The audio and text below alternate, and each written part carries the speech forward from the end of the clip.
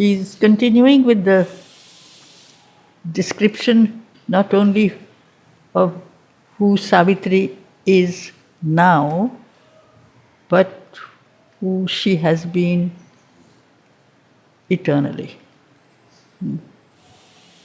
She has come for the evolution of the earth. Consciousness, some force is required to break the earth out of its inertia, out of its ignorance. This is why she has to keep on toiling, working. She doesn't give up. She has to come down into the earth consciousness and break down its resistance, break down its unwillingness, all these things. And this has been going on as long as creation, manifestation, evolution began. Because the resistance has been there. The lower nature is there. The force has to come down from above to break it down. So she is superhuman, he has made it very clear. She knows that it will not be easy, but she did not make any kind of, you might say, equation with failure or compromise. A work she had to do, a word to speak, writing the unfinished story of her soul in thoughts and actions graved in nature's book. She accepted not to close the luminous page, cancel her commerce with eternity, or set a signature of weak assent to the brute balance of the world's exchange. So this is who she is. A work she has come down to do, a word, a new message, a new expression of a truth that has up to now not even been thought of. That one can be transformed, the human and earthly life can be transformed into a divine life. This message had to be put to man. Man always believed that if there is something that is eternal, it is somewhere far above in the high heavens. And if he can give up his connection with his mortality, his mortal body, his soul can rise up to those heights. And there was always this sense of dichotomy, of division, that there is a body and there is a soul. One belongs below and one belongs above. The soul seems trapped in the body, the soul has to be finally liberated from that. That is not the truth she has come to say. Both are expressions of the spirit. In one, in the soul, there is no resistance to light, to truth, because it is that in its essence and its expression. In the body, there is matter, and matter has its density, has its inertia, but it is also the expression of the spirit. The spirit has to work its way out of the resistance of matter. It is always a combination, a new manifestation always has to take place in the combination of matter and spirit, not by leaving one part of reality and move into the other half.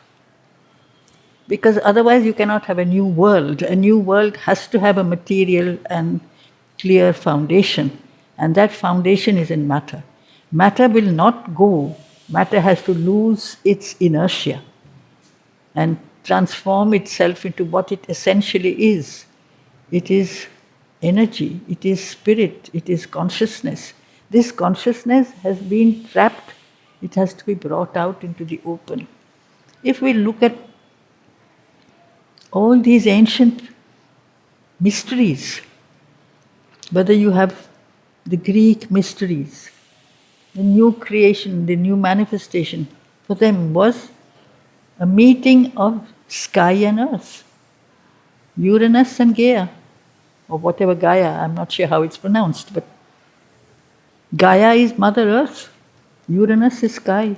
And when they came together, they could really build the children of time. Kronos was their son. It is in time that a new manifestation can take place. In the same way, we always have had this imagery also in India. There is the soul of the earth that is struggling, that is in pain, but that wants to come out from the soil. You have, for instance, the image of Sita. She is found in the soil. And she has to be freed from the clutches of darkness by the Lord Himself. So the Divine Lord had to come and free her. But this image, it is a symbol. Or even as Mother has described Radha, who is the soul of the earth. So Krishna and Radha, they're meeting. It is this meeting, it is not by giving up one aspect of the truth, it is by finding out the essential truth that is hidden within all things in the world of matter. But there is a sense of difficulty, naturally. Earth, matter, is accustomed to being asleep, hidden beneath the darkness. So she has to bring it out of that somnolence, of that ignorance, of that resistance. Actually, Jhumurji, the idea is that in the atom itself there is consciousness and there is the presence, right? So if matter has to become conscious, the Matter atoms have to contains become conscious of themselves. No, matter is conscious. There is consciousness.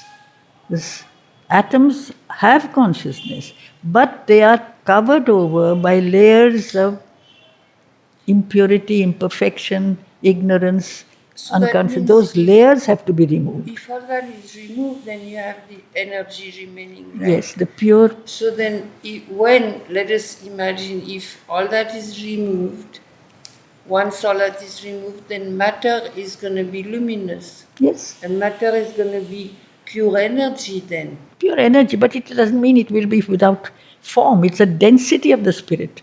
It would be a dense energy, but not like... Yes, it's like density. He uses the term like sublimation. If you think even in the world of science, you have ice. It is the same as steam at a different degree. It's a nice analogy, yes. Different degree. You have the degree of solidity, but it is the same thing. It is the same water. But when it is solidified, it has a different density. So later he describes bodies in the world of the supramental world, where in book 11, bodies are densities of the soul. It's the soul that is embodied in a dense form. It's a question of, you might say, concentration. When something becomes more concentrated, it becomes more dense, it becomes also more effective in manifestation. It is not something that is simply like ethereal. Yeah, that's what I see also as force, and there can be an intensity that becomes force. Force. It's an intensity of energy. Energy, when but there is so much conscious energy. force. Yes. That is Chit Shakti. In the play of manifestation today, where there is force, there seems to be an absence of consciousness. And where there is consciousness, there seems to be a withdrawal from expression of force.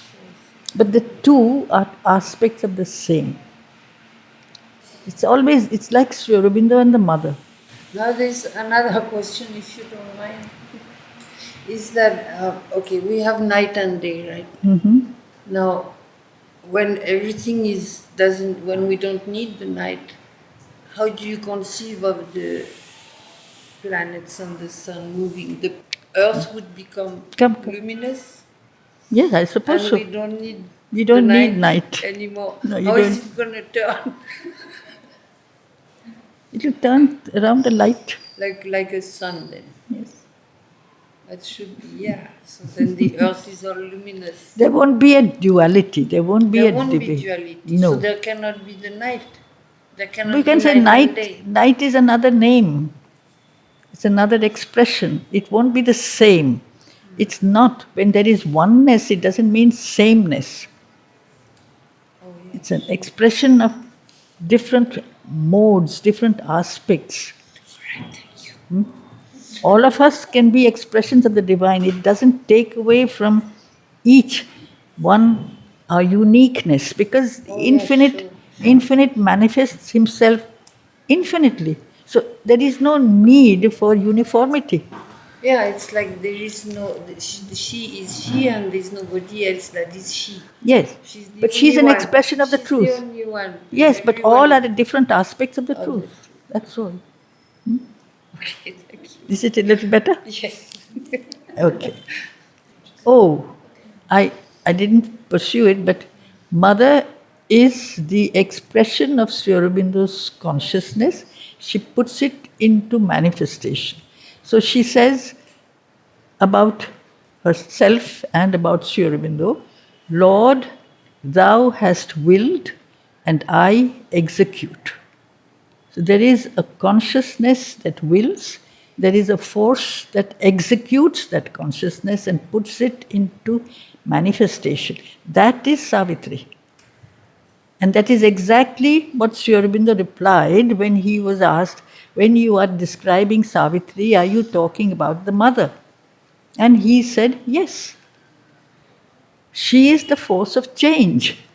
That has to be a possibility, a truth that is brought down by the Supreme Consciousness, and he has put it. But somebody has to manifest it. We are all reading. Something perhaps in our consciousness may be touched by the light. Can we become what we are reading? We have to become that, and that we cannot do except by the Mother's help. Because she is the force of change. He is behind her. They are not distinct, not separate. The two facets are the same thing. It's wrong to believe that this is he and this is she. They are two in one. Well, I think I would ask you not to hear those things. The more you hear and discuss these things, the more you will get into a muddle. You just go straight to the source. Read Mother, read Sri Aurobindo. Don't listen to anybody, not even me. Because you always should go to the source. All right. I'm sorry, but if you don't have a class, then chutti. So here she is talking about, he is describing her, a force in her that toiled since earth was made. From the beginning of manifestation, manifestation begins out of the void, out of inconscience. Gradually you have the emergence of matter out of empty nothingness, formless inconscience, and then matter emerges. And then in that apparent inert matter, there begins the first expression of life. How much this force has had to do its work of pushing, of breaking down resistance to bring forth life out of lifelessness or apparent lifelessness. If life can come out of what seems lifeless, if mind can manifest in what seems mindless, why not more than mind manifest itself in what seems to be today man, a mental being? Man is not really a mental being only. Man is a complicated being. He is a physical, material, subconscious, unconscious. He's everything. Because he's everything, he can be more than mind also. He can break out of the limits of mind and move further, go beyond. So, she has been at work and she is still working. The work is not finished. And age after age, she has come down. This is her work. It is never done. So, though physically she may be visible, or you have to use subtler vision to see her and to see him, this does not mean that they are not there. Both are there. He is in the background, she is in the forefront. She's working out what he says. Accomplishing in life, not beyond the earth, in this world of earthly life, the great world plan. This is why there is that huge magnum opus, the life divine, on earth. The life divine is on earth, not a life divine in heaven. Here, in our world, the world can be transformed into a manifestation of a divine life. We can't do it on our own, we don't even know how to do it. We want to, sometimes if there is goodwill, we want to improve our natures, we want to perhaps become better human beings, but to say to become another being, other than the human, not abandoning the human, but manifesting the superhuman. In her, the superhuman, as he says, cast its seed. Man can become an expression of the superhuman because she is there within each of us, working on that, towards that fulfillment. Pursuing after death immortal aims. Why can't we move forever forward? There is a diminishing of energy, there is exhaustion, and the bodily material play of existence slowly fails. We accept our limits, we accept that we are children of time. Time is Kala, Kala is another name for death. We don't remember that we are also children of immortality. There is no other origin except the divine. We are children of the divine. Why do we accept ourselves as undivine? But we accept ourselves. We accept death, we accept failure, we accept to fall. Because there is still such a resistance, so much ignorance, and also somewhere not just an acceptance, but I can't say enjoyment, but there is a liking for the fall. We like ourselves as imperfect. You say, I'm a human being, I am not a god. I have my limits, I have to accept, you have to accept. I don't remember saying, I am a human being, therefore I am God in the making. God that is slowly emerging out of the human. We have divided this universe into different categories. We have trapped ourselves in the compartment of limits. This much and no more.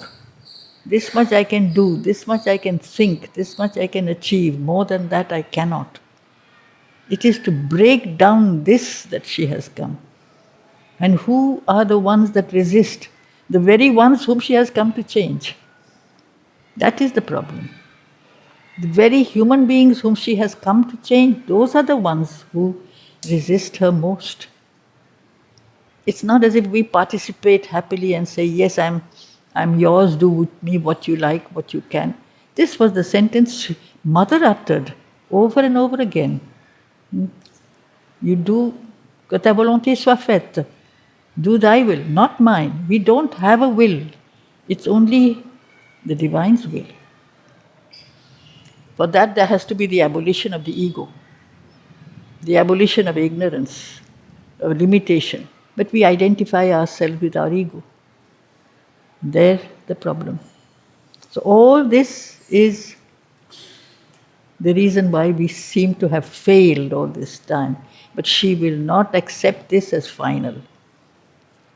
And she will speak to death in book 9 and 10, and she says, it is not a final thing. You are not the last, you might say, victor. You have helped earth, man. As long as man is ignorant, death, in a sense, has helped him to stay within his limits, not to dare too much, not to attempt things that are beyond his abilities, his present abilities. But a time will come when this shall be replaced with a new power, a new consciousness, a new manifestation, a new man. So she accepted not to pursuing after death immortal aims, repugned to admit frustration's barren role. She refused. She felt it repugnant to accept defeat, failure. You try and you fail. You try again and you fail. And you say, it can't be done.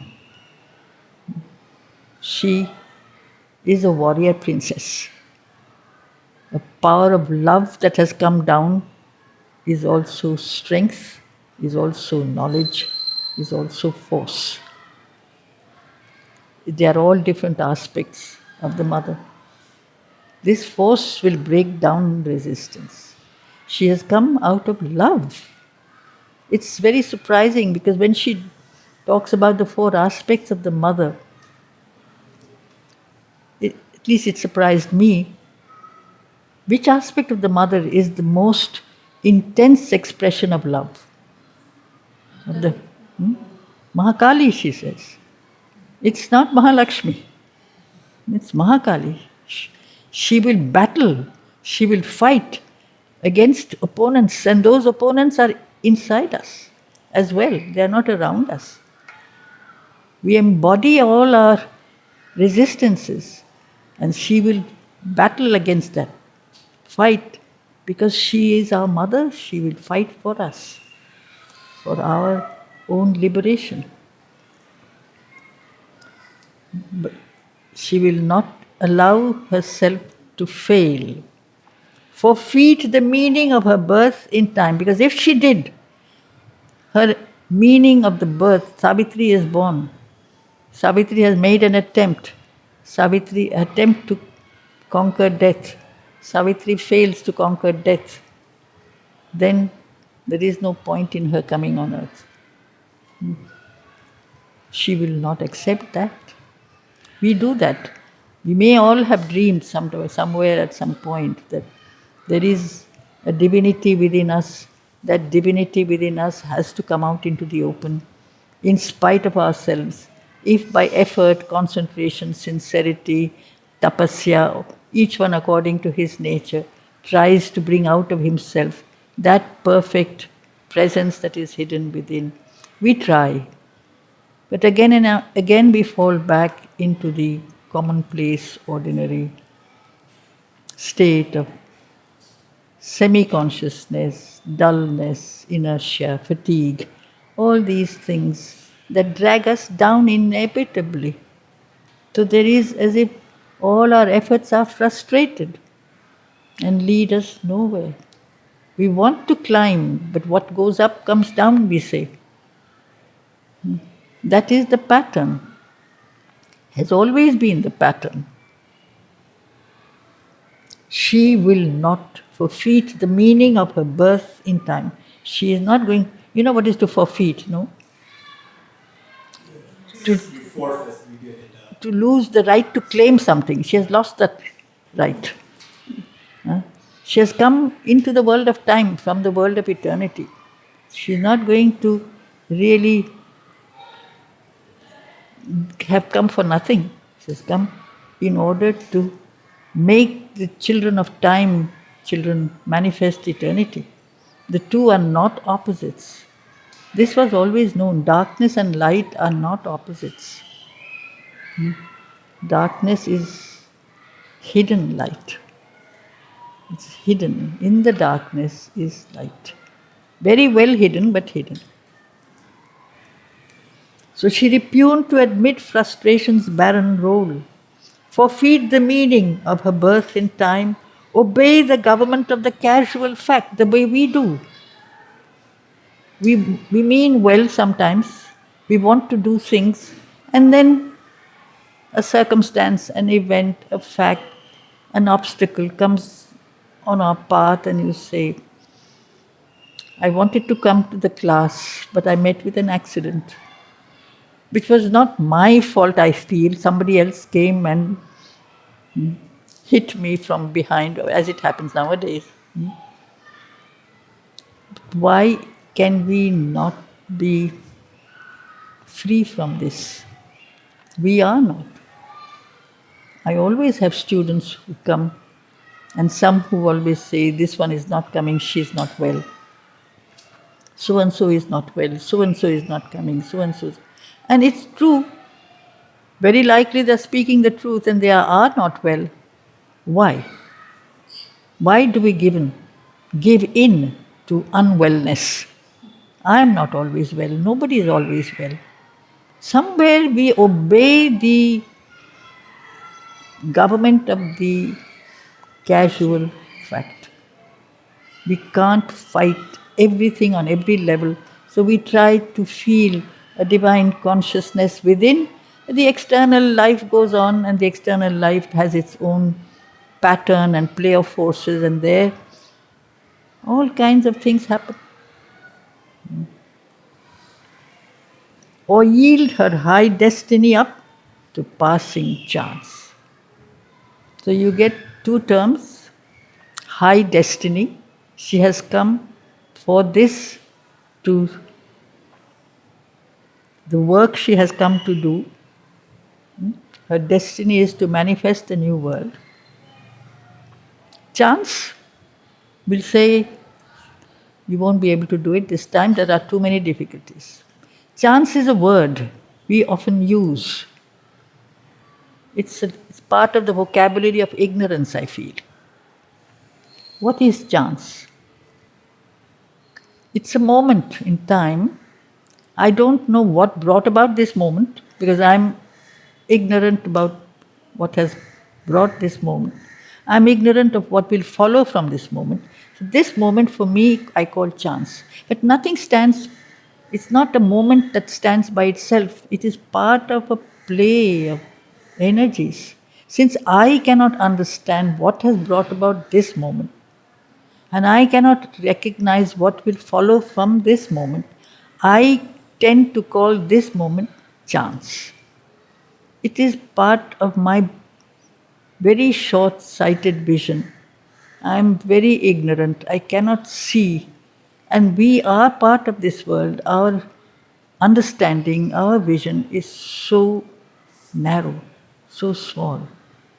And so we are trapped in this moment and we call it chance. She is not of that category. She knows the destiny is the long path where finally you will end. She is not going to lose that goal. Because something may happen which we don't understand, so we say, oh, by chance this happened. It's our lack of seeing and our lack of understanding that makes us use the word. She is not that. She knows the play of forces that are going to attack her at every step. She is the force of change. She has come to change. Change means there is resistance. There has to be resistance. There will be a battle. So the whole issue of this poem is that there is a battle. Battle against the present, against ignorance, against our acceptance of imperfection, and the one who says, this need not be so forever. This can be altered. There has to be a force. We can't be that force ourselves. So she has come down. This is the supreme sacrifice of the mother of the avatar. So in her own self, she found her high recourse. Who is going to help her? Herself. She's not going to ask anyone to help her. She is the original Shakti. She will draw from within herself. She matched with the iron law her sovereign right. The iron law of time is whatever begins ends.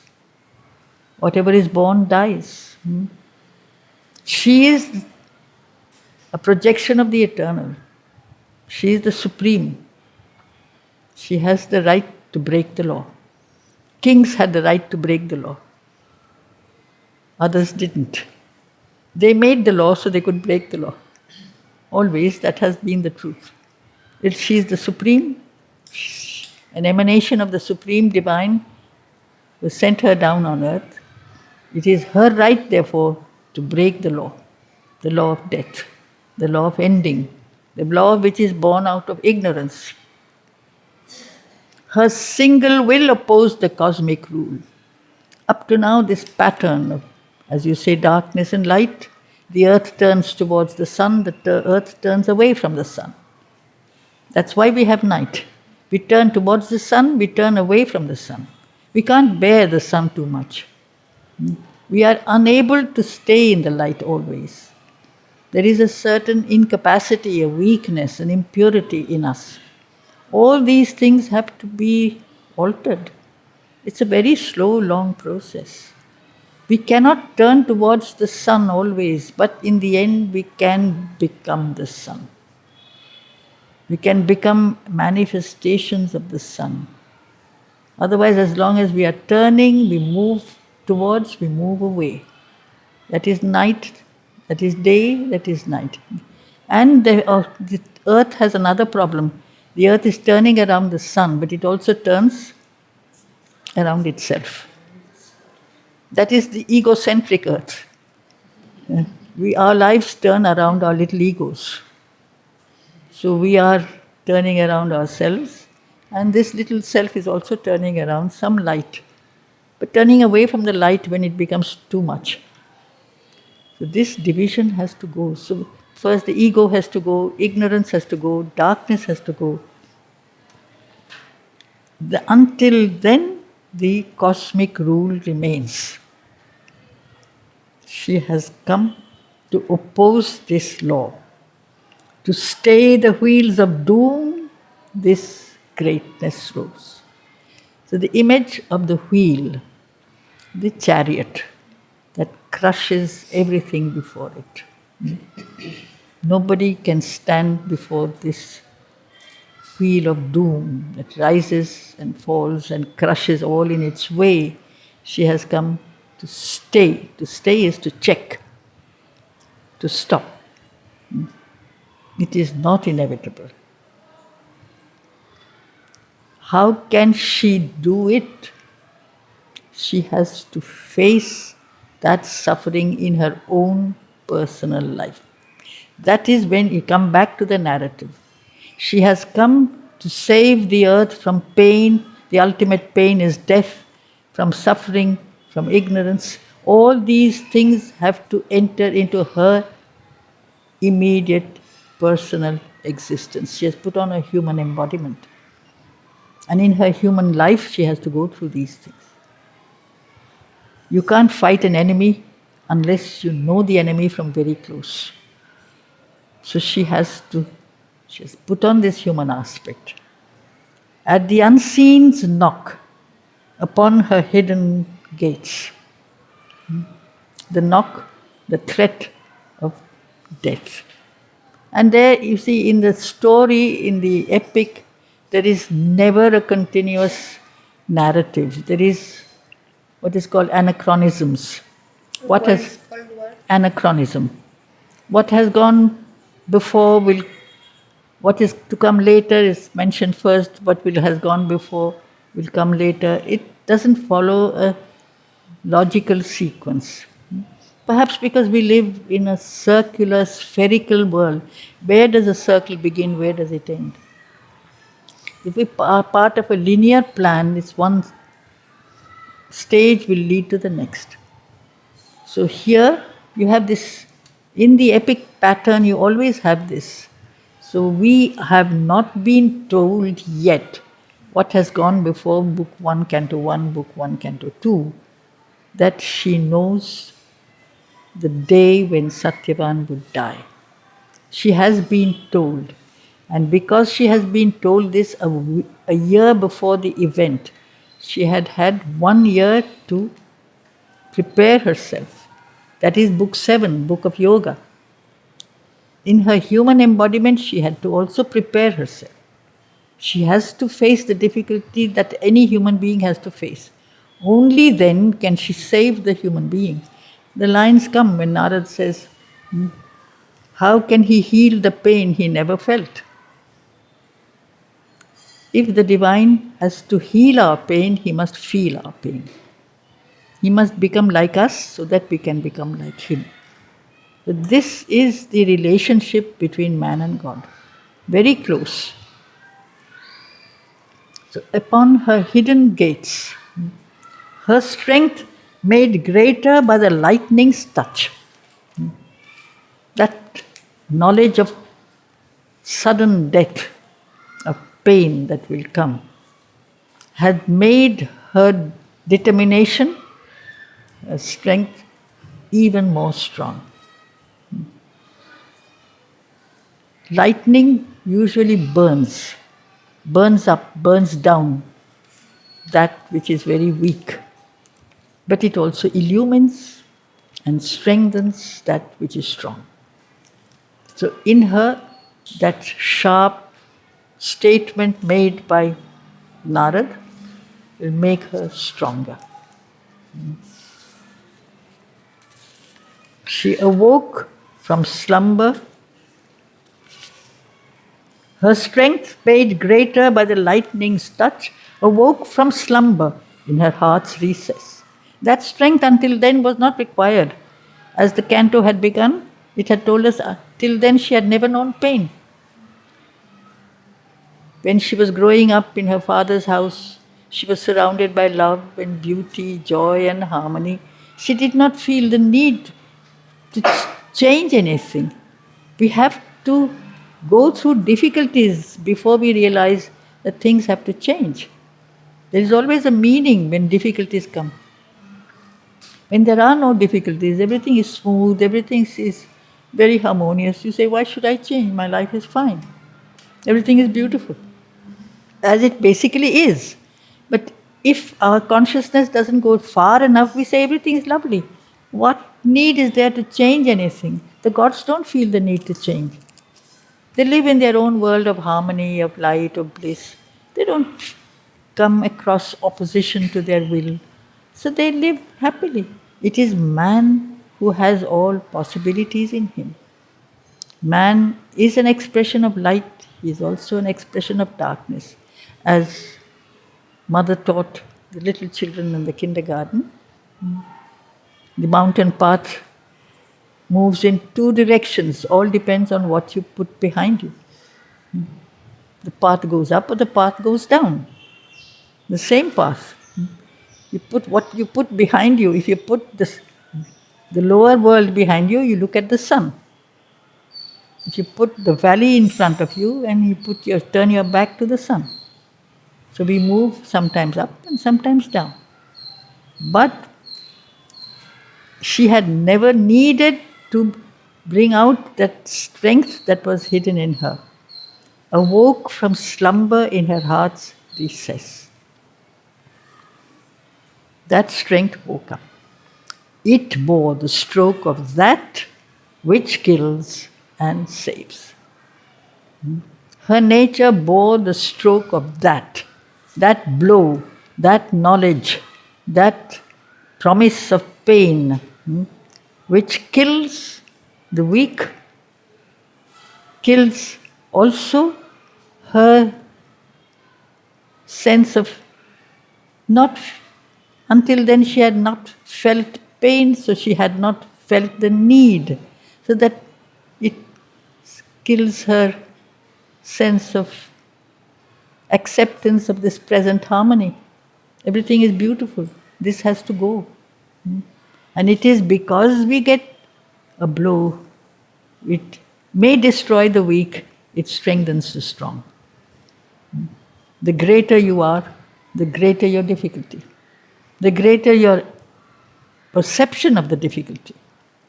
Difficulties come to all, but the perception, the significance, and how far the difficulty can take me, how it can change me, that depends on me. How awake I am from within. She is awake. She's not asleep. We are half awake. So when we find a big difficulty, you say, I wanted to do this, but it is difficult. I can't do it. I don't have the means yet. We don't always have the means, yes. We have to acquire the means. There is a long preparation before we can talk of change. She has done her yoga before this canto.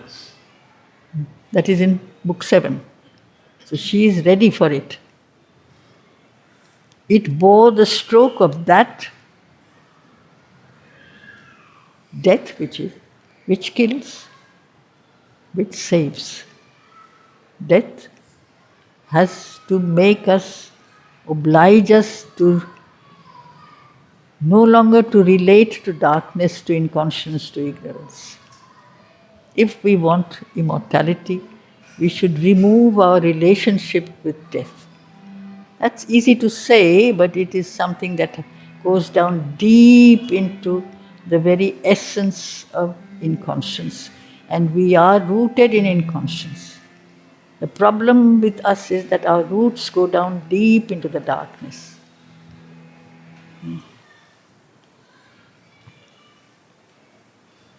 Across the awful march, no eye can see. Barring its dreadful route, no will can change. She faced the engines of the universe. Engines of the universe, this is like a mechanical law.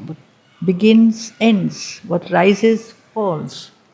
Where there is birth, there is death. It seems to be a machine. That machine has to go or become another kind of machine that will lead us forever forward. She faced this, the universe of the past, if you put it like that. The world in which we all have, we still are. This is the past of the earth. It is not yet come out of its original inconscience. Only a little has come out. That's why we are torn between so many planes. There is a downward pull again and again into the darkness. There is an opening to light, to joy, to love. There is an aspiration. There is a sense of beauty and harmony. There is also the acceptance of discord and difficulty and weakness. Which way should we turn? Who really are we? We have to first center our natures and say, the essence is not only within me, the divine, this essential divine, can it be brought forth and made to take up my daily life? This much we can attempt. At every stage in our daily life, whether we eat or walk or talk or sleep, can we make it an expression of the inner divine? We can't immediately, but we can call the divine. We have the privilege of having her as our mother. And you say, please be with me when I sleep. Please be with me when I eat. Please be with me when I walk. That is the first stage where you get sense of no longer being trapped in our imperfections, because we are still extremely imperfect, no doubt. But there has to begin, a change has to begin somewhere. Otherwise, the engines of the universe will always be there. A heart stood in the way of the driving wheels. This is the engine, the machine, the mechanical play of forces. Heart, in its way, love. She has not come down for herself. She doesn't need to experience immortality. She is the immortal. She has come down for us, for earth, for man. This is the infinite love that she embodies. So this story, therefore, is a clash between love and death. Savitri is a story of love and death. She is love, and death is the opponent. It has to have a battle at its center, every epic. You cannot have a straightforward story. There has to be a clash. So a heart stood in the way of the driving wheels. Its giant workings paused in front of a mind. The giant workings of this machine that seemed to move like a machine without automatically, isn't it? Once you start a machine, it moves on its own. You don't have to take part in it. If you bring a mind who says, this machine, I don't need anymore, or I change it, or I will master it, the mind comes to take charge of the mechanical laws. Not only in science, science attempts that, but in life, in our inner life as well. There are automatic laws which we accept as normal. We can break out of that normalcy. So its giant workings paused in front of a mind. Its stark conventions met the flame of a soul. Conventions. When the law has been repeated, habits have been followed for over and over and over again, it becomes conventional. It's not something you do knowingly, it is part of the pattern. Everything, that is why even in civilizations and cultures, you have the first ages with the age of seeking, of trying to find the truth, not by all, but the few who mattered. They were the seekers, they were the rishis. When they brought the truth, afterwards the age that followed becomes the conventional age. They used to only repeat the text. This is the text, the truth has been given, we only need to repeat. Simply repeat the mantra does not make you live that truth. We have to remember we should not do that ourselves. We repeat the words Mother and Sri Aurobindo have said, but not leave it at just repetition. They have to become part of our experience. It may take long, so what? Let it take long. That is the flame of the soul. But here is the flame of a soul, her soul. She is light, she is strength, she is love, she is knowledge. She is not going to accept the law of the past as it has always been. She has come to change this pattern. Then you have this marvelous sentence. This is true for her. This can be true for all. A magic leverage suddenly is caught that moves the veiled ineffable's timeless will. A prayer, a master act, a king idea can link man's strength to a transcendent force. When miracle is made the common rule, one mighty deed can change the course of things. A lonely thought becomes omnipotent.